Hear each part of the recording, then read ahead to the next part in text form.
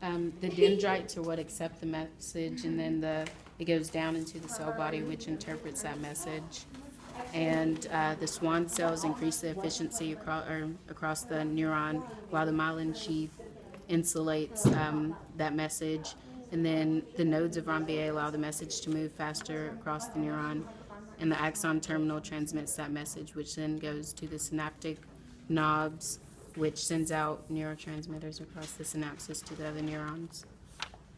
Okay. So, the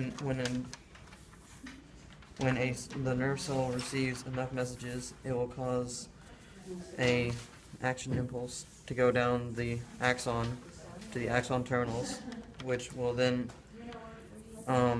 cause the neurotransmitters to fire across the synapses, and that will keep going on down a line of several neurons until it reaches the cell that it was meant to reach. In this case, we're describing a muscle cell, which, when it receives the messages, it will cause the muscle cell to either contract or expand and change its shape. And these connections that cause it to expand or contract are created by axon terminals linking to specific neurons that continue going down the line until it reaches that muscle. All right. Okay, and then in response to an impulse, normally you have a bunch of positive charges on the outside and less positive charges on the inside, so it's more negative. And then when an impulse occurs, you have the sodium channels. They go against the electrochemical gradient using ATP to make the channels work, and they go inside the cell.